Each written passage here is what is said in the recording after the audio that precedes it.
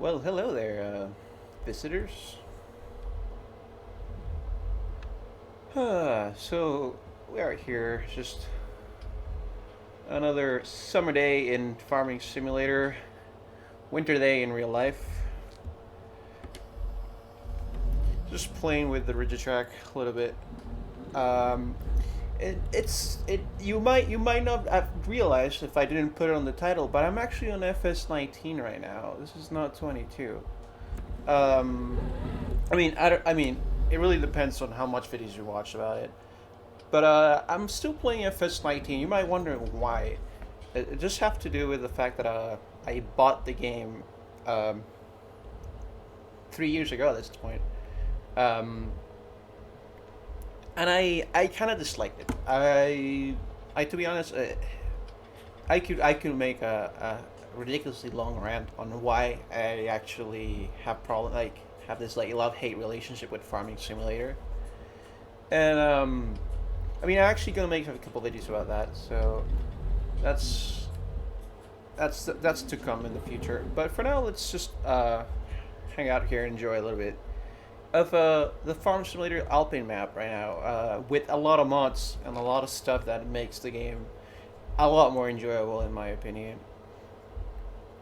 Um, so, well, what am I doing right now? So I'm just mowing, because what else would you do in an Alpine map? So this map's actually kind of funny and interesting in many ways, because let's just stop for a second and open the map for real. When you first log into this map and you're like, okay, so that's all the farming you get, and then the rest is just nothing. At least that's the way it looks. But you look a little bit further, especially if you look here, for example, you can actually notice it really well when you click on needs plowing. These are fields. These are actually fields right here. But they didn't put a number on them. And they really actually make them feel they just planted grass over them. And says need plowing. That's probably a mistake they made. Oh, maybe it was on purpose. Um, I mean, I'm actually plowing this part over here just to see how much of a difference it makes. I know more or less it's like 15% yield, but regardless of that, um, they didn't put numbers on these fields, and the only reason I can think on why is because if they actually put a number on these fields would have been identified by the game.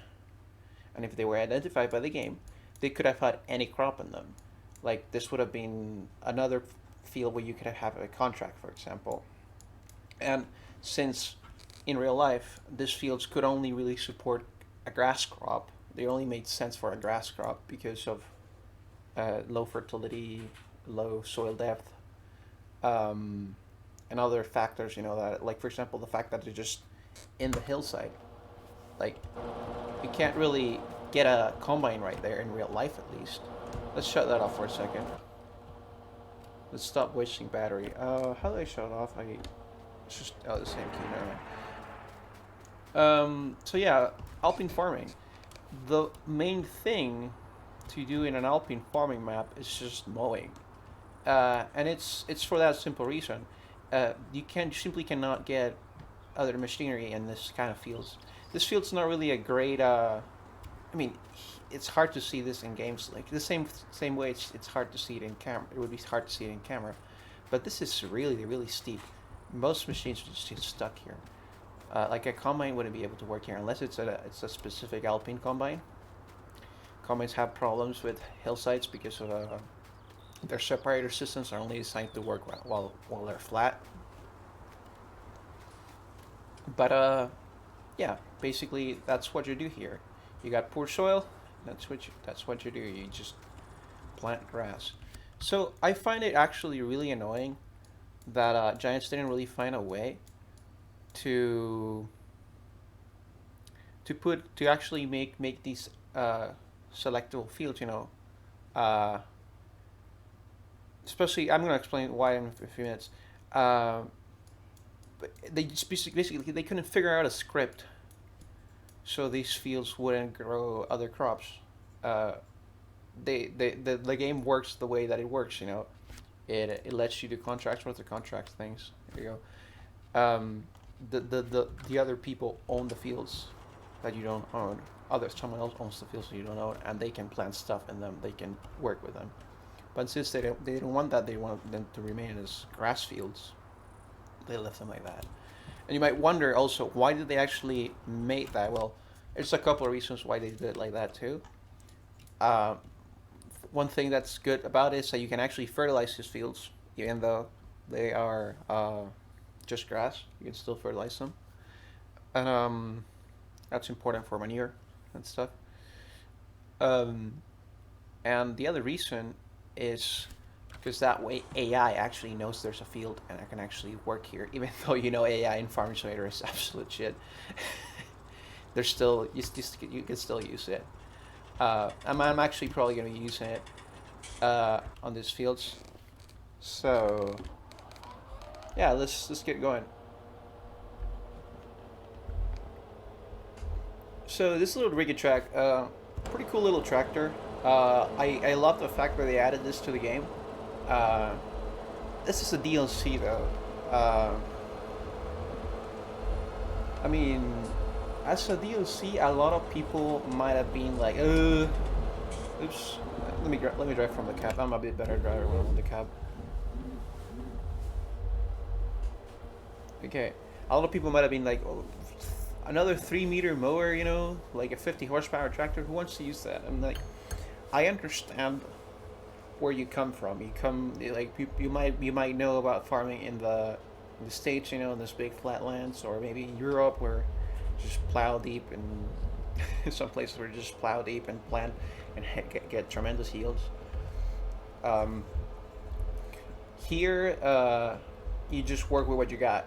You got really big steep hills, and you gotta feed your cattle. You gotta feed your sheep, uh, and well, you gotta just work with what you got, you know. And this tractors like the Lindner and Lindtrack, Lindner Lindtrack 90 is actually on the game. We have the Lindtrack 90 on the game, and the DLC adds the 130, which is a newer model with it's basically the same tractor, just a highly tuned engine. It's hard to tune engines for high horsepower while remaining emissions compliant, plus also not damaging them. But yeah, there's 130 horsepower, 136 horsepower from that little four-cylinder engine. Um, and the thing about this one is, it's not only about the engine. It's how small can you make a tractor that can handle that horsepower without breaking the axles, without without with the gearbox actually being capable of transferring all that horsepower into the ground. So just tuning this thing to make 200 horsepower, or just putting a bigger engine on this thing, it's not the only factor that determines how powerful a tractor can be. Also, I mean, at one point you're just traction limited. Why do you want more horsepower? Maybe for PTO use. And this tractor is actually one of those cases where probably most of your horsepower will probably go through the PTO rather than to the ground. So you're just probably be towing mowers, the tethers, balers, maybe forage wagons, stuff like that.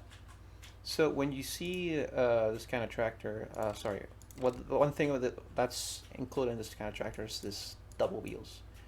And you might wonder why. Well, when you're working on an Alpine map, when you're working on a hillside, you actually want these wheels not for the extra traction. The extra traction is always a benefit too, but the reason is so you don't roll over.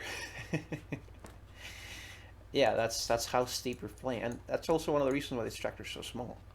Because when you compare it like one of these versus 300 Barrier, for example, this one's a lot taller. It's a lot bigger tractor. I mean, it's not lighter.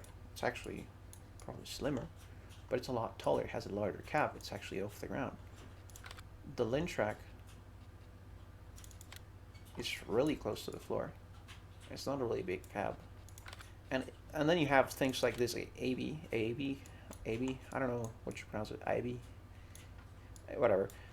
which just it's just a different form of tractor at the end. It's just once again, most of the horsepower will go through the PTO, so you can use small wheels, and you got. I'm not sure if those 3-point hitches are to scale. It might be actually changed a little bit to accommodate larger implements in the game, but regardless, they have pretty big straight point hitches, and the engine's on the side. Why is it on the side? Once again, for center of gravity. You want to keep the center of gravity as low as possible.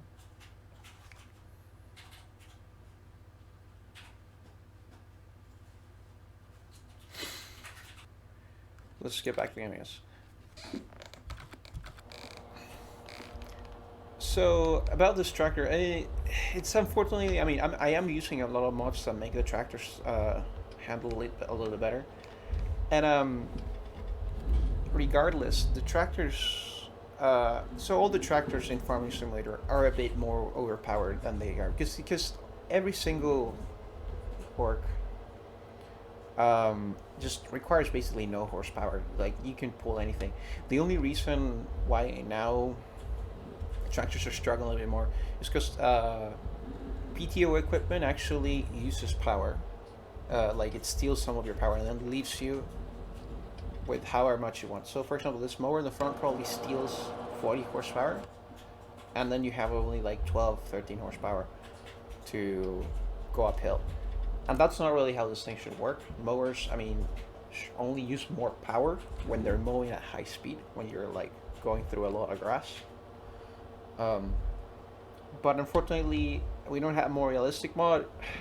I'm using added realism, which is basically something about traction, and I'm using vehicle control add-on, which basically adds gearboxes and stuff like that.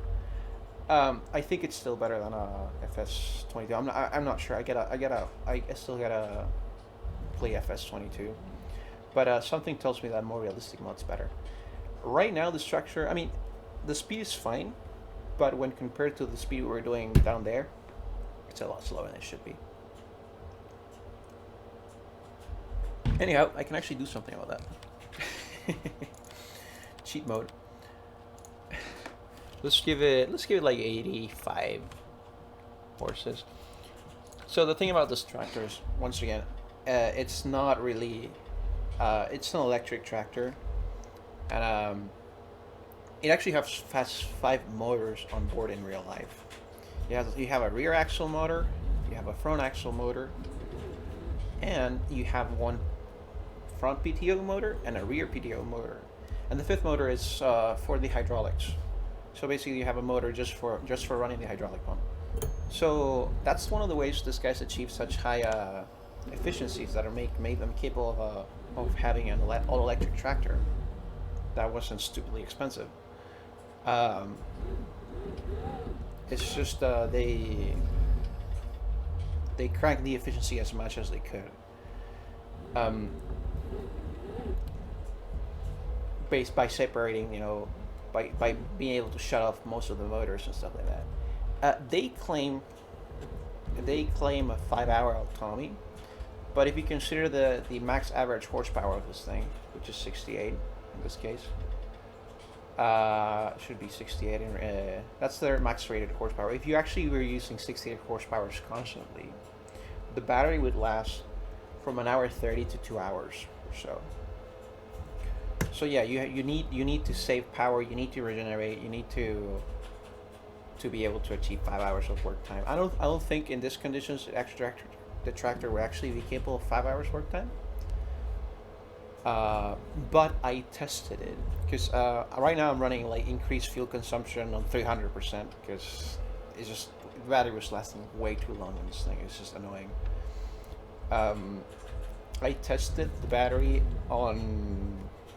with a tillage implement without mods, and it lasted 8 hours. And after the 8 hours, the worker kept running because apparently, I don't know what's going on with Farming Simulator 19, but apparently AI workers can't keep if you haven't what's the word? You haven't stopped the AI from working. If they run out of fuel, they'll keep working. And I'm like, why? Why is that? Well, that doesn't make any sense. Like, if they run out of fuel, they should stop. No, they keep running apparently. Not sure if it's a bug just with this tractor. I've not played enough to see if other tractors do the same thing. But it happened with this tractor. And like, I had a tractor tilling a field. It actually I put him in the what's the name of the American map? I don't know. Oh, but I had it in that map. I put it in the biggest field. It tilled the whole field and still had a third of the battery left. It's like what the hell?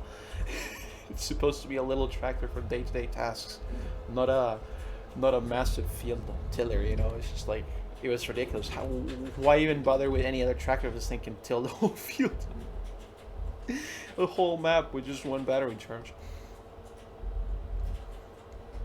Um, so yeah, like the battery power should be like your main limitation. Your runtime should be your main limitation. You mean you should get under normal conditions like this, you should get 3 hours. You know, maybe. I mean, I don't know. I don't think you should be. If you're flooring it all the time, I'm flooring it right now, and I have it pumped to like 85 horsepower. I'm flooring it right now, and the battery should last 2.5 hours at max. It's really it should be an hour and 30 minutes. Um, uh, yeah, this steering wheel is a little bit noisy, unfortunately. But I mean, I'm probably gonna modify it so it's not that noisy. Anyhow, with increased energy consumption, the battery lasts like 3 hours, I think, or something. With yeah, with increased fuel consumption, I think the battery will last like 3 hours, or a little bit less.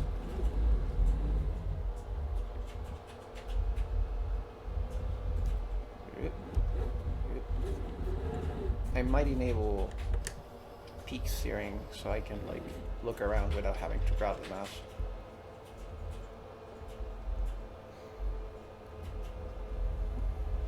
But yeah, that's what this map's about actually. So, I honestly, um, let's look at the map. I mean, let's just keep it small. I'm just gonna cut here because it doesn't make sense to cut that part through like that. Yeah, that's much better. That's a lot better. Okay, so I honestly think that they could have. I don't think it's really modeled out of a real place, the map at all. It's just like a made up name. If not, it's in another language and Google couldn't find it. But I looked the map up, I looked the place up to see if it existed. It's just somewhere in the Alpine region. It looks weird because you're right next to you are right next to a lake basically. So it's more like in the closer areas of like Surge and stuff and like uh, I forget what it's called, but basically it almost looks like you're like right next to Lake Constance, to both. So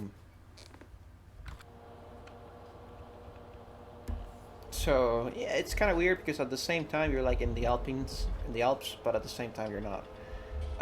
They could have chosen a better location, or they could have built a lot better map with this. Because right now, like, look at this whole extension. Look at this gigantic field I have right here.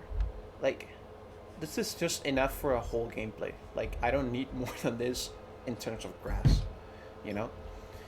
Uh, but that's just this field. All of this map, all of this part of the map is just grass. And I'm like, oh, okay, I get it. You know, that's like the only thing you can really do here. But I was looking at like some ideas, and they could have like made a creek here or something like that, something an untraversable part of the terrain, put some forestry areas, you know. So it actually kind of makes sense, you know. Maybe put your farm up here, so you actually had to drive, you know, and use the map. But right now you start right here, and it doesn't really make any sense to use any other fields than like this. And then this part of the map is just wasted.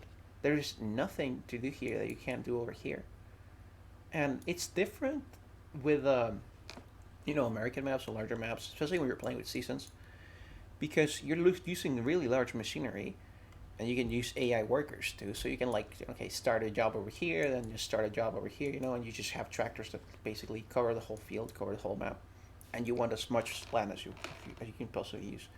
Over here it's different because well AI workers might work, but they're not great. Um, and this implements are tiny. So it really makes me mad that they really didn't think about that. At least it feels to me like they didn't think about that. I'm gonna get some water. I'll leave you with this AI. Nope, it doesn't work. Good job. Anyways, I'm just gonna shut that off and pause the video. Alright, let's keep working out here. Oh, that's loud. I forgot to lower the volume. Anyways, I enabled noise cancelling for that microphone, so I hopefully will reduce that a little bit. Also, I'll try to increase the video quality because it was pretty low. Ignore all those reggae tracks. They'll come later. And ignore that thing. I mean, I honestly, it doesn't really matter. I'm not doing any surprises or anything. It's just... let's keep working with this thing for a while.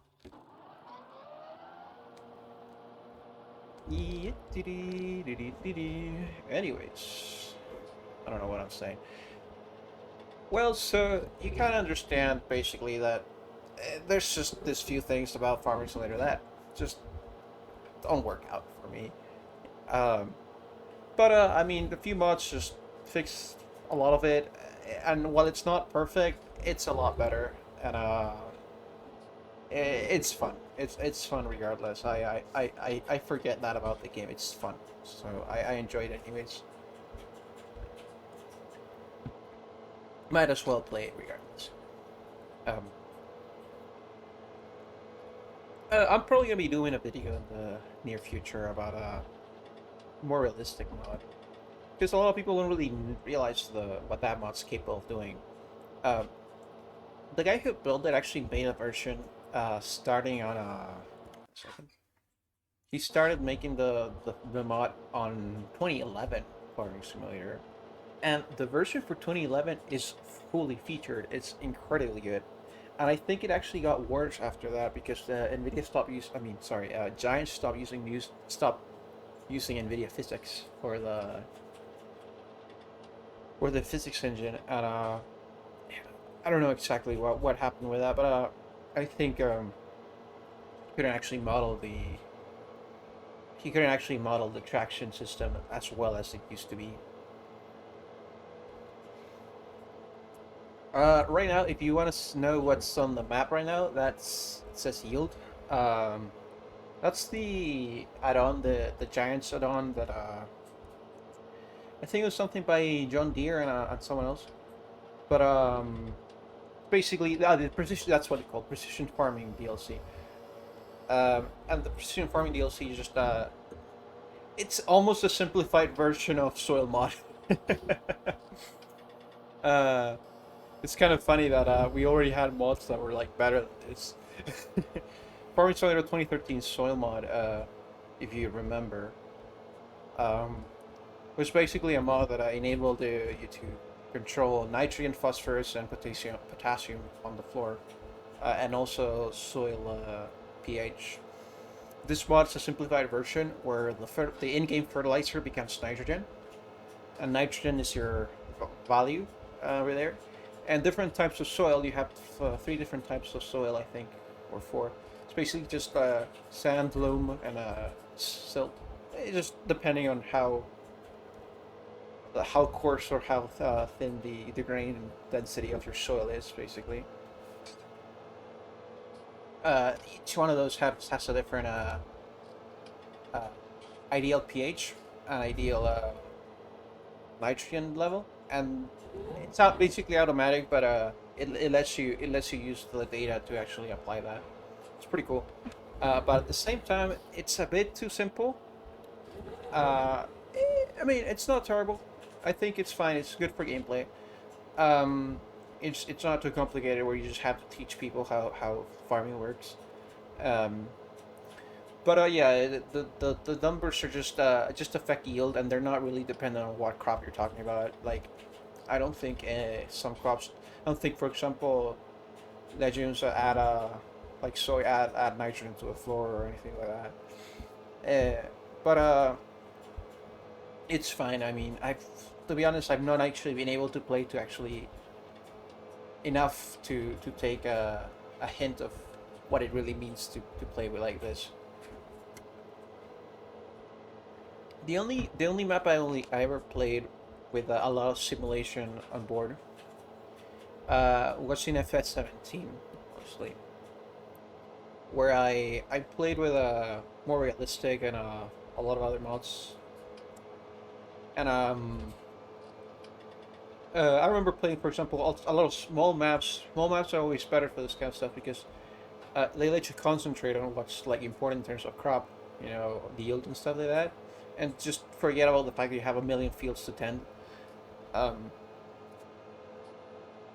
and once you fully expanded, then you focus on making it better. You can like end up like purchasing the whole map, and then you just focus on like getting the best yields, which is pretty cool in my opinion. It's more cool than just keep buying more fields, keep buying more fields, keep buying more fields, because it's just ground, Like, yeah, maybe bigger implements are more interesting, but the thing about small maps is that you can't really buy bigger implements at one point, you know. Um, so you have to manage the small implements you already have better to be able to get better, you know. It's not about small maps, but like compact maps. Uh, I wish I didn't have the controls on the steering wheel. Actually, would be better if I just used the keyboard on the side, but I don't really have a way to place it like there.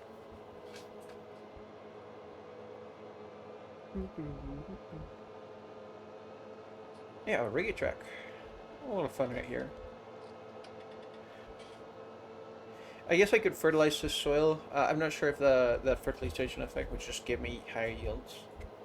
I don't really mind. I'm actually working with money cheap mods right now, so I don't really mind. Basically just testing the game, seeing how it works, and then I'm gonna remove the money and keep working it. You know, trying to make a profit.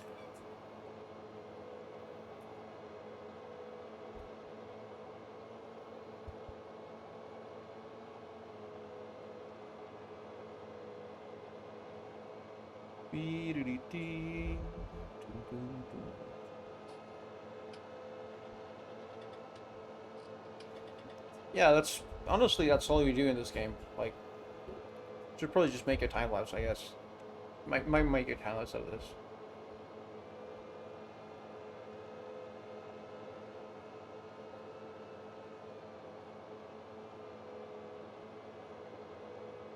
I would actually love to get some guys some multiplayer, but I don't know if anyone's really wanting to play FS19, to be honest. So I probably have to drag one of my friends in to actually play FS19. Um, Everyone's just playing 22, I think, at this point.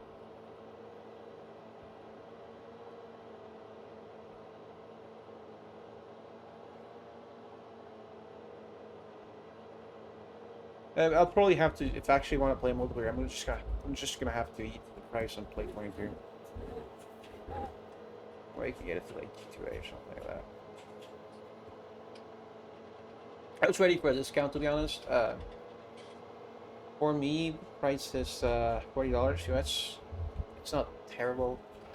There's 6 more expensive games, but considering it's just a little rebuild of the FS19 with some mod equivalent, it's like FS. It's like FS19 with Courseplay and Seasons mod and Gearbox mod integrated. So like, yeah, and the Seasons is worse because it actually doesn't model stuff like drying potential and like frost damage, stuff like that. Um, yeah, it's just it makes me sad. There's not nearly the amount of realism we expected from Farming Simulator. I mean, we expect from Farming Simulator. We never expect any form of realism from Farming Simulator. Also, I'm gonna make a video on cattle and crops because cattle and crops apparently they stopped development. They stopped working on the game, but the game is right now, apart from the little visual bugs and stuff, and the fact that there's very little machines in it, it's a very impressive simulator in many ways. So I think it's worth a look, and I think if we can get enough people on board with cattle and crops, uh, I know a way they can. I know what they can do to actually grab more audience. They just need a lot more audience. That's the problem with cattle and crops. They have terrible marketing strategies. Um, they had a terrible marketing strategy, and that basically ruined their game because they were just focusing on the simulation and they completely forgot about selling the game. And it was also the game's also really cheap in my opinion. And the thing is, their mistake was like leaving early access. It should have stayed as early access. You know, when you buy a game that doesn't say early access, but you're still working on it. I actually didn't know they were still updating it. To be honest, I thought the game was just what it was. And I was like, I'm not gonna buy this game. It's what it is. And then I realized that they're actually still doing updates, and I actually released an update very early this year. Um, I was like, whoa, whoa, whoa, whoa, whoa, what is this? I had no idea they were still working on the game. I didn't know they were working on something this complicated. You know, it's just make me mad. You know, the fact that I really forgot about selling the game.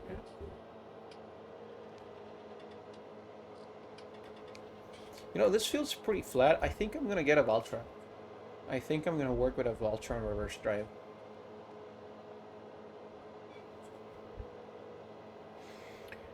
For now, I think I'm gonna leave you with this, and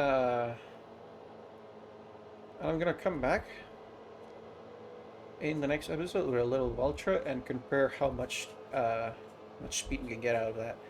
Also, I might start using GPS and actually drive up and down the field because we have enough headland. Like we have more than enough headland to keep working like this. Also, it'd be nice to try the lane track and try the other tractors. There's a lot of tractors. I've only played with the Digitrack electric. I've not really played with the other tractors. I know they're pretty cool though. They have all around. There's I'm not sure both of them, but they're four equal wheel size and four-wheel steering. So that's pretty interesting.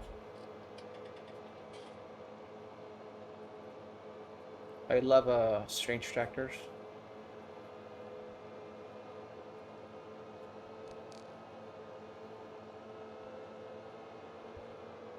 This one's pretty normal to be honest. Like, apparently, Ridgecheck's aiming at selling this tractor mostly to municipalities. Uh, if you're from the U.S., you might not know that over there. I mean, we use tractors here in the U.S., but um, they use all the tractors for Europe for any kind of municipal work. You know, snow clearing. Uh, I can only think of snow clearing. You know, sweeping, cleaning the streets. What else? Not so much of that. Mowing. I mean, mowing the parks. You know, stuff like that. And yeah, the focus of this tractor is just, of course, a little machine that is capable of delivering a lot of power if needed. Not a lot of power, but you know what I'm saying. But we'll mostly just putt around with a sweeper or a snowplow through small parks or not small parks, but through parks or small like pathways and sidewalks, uh, bike lanes. That's a very important thing too. That's a pretty good tractor for that kind of stuff. There's a pretty cool video that by now just bikes that actually shows a little. I mean, he just took a video from someone else, but it's a video of class Arian probably just cleaning some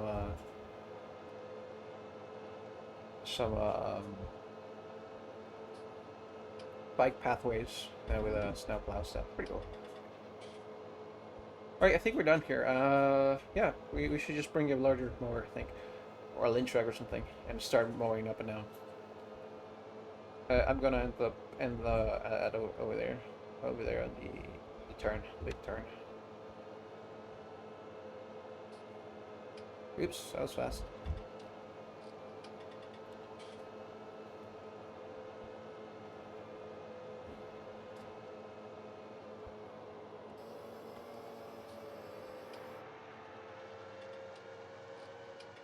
So I wish this was actually manual, because you could actually get out of the tractor and fold these manually. But it's automatic here. Just fold up. It's pretty nice though. But they still model that. Oops. Just to reduce the working, the transport width. Oh, honestly, it's just that.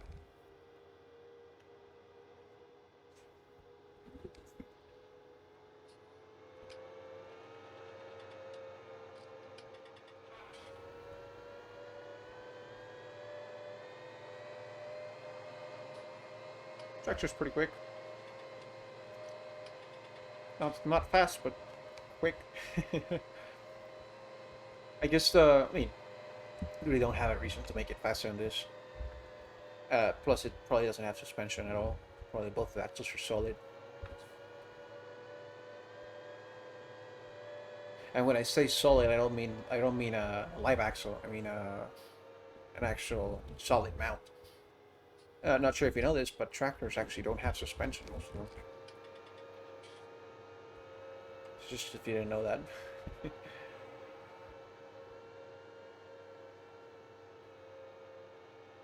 All right, this thing's pretty dirty. We should get a pressure washer to clean this up. Man. All right. Where do we park it? I don't know. Right here. Let's make some maintenance. All right. Oh, let's start it. Let's start it. Let's talk about the charger real quick. Reverse. I'm kind of done right now. Have the reverse right here. Okay. Stop it. Charger. Thing lights up. Hey, really cool. So cool. How charger. And I mean, you gotta charge 40 kilowatts in this thing. How long does it take to charge? Oh wait, actually, you gotta do it from the inside. R. 4 minutes to fully charge. That's ridiculous. And it takes 10 minutes when it's fully discharged. Imagine working for 8 hours and have to charge in... you just charge it for 10 minutes. Bruh.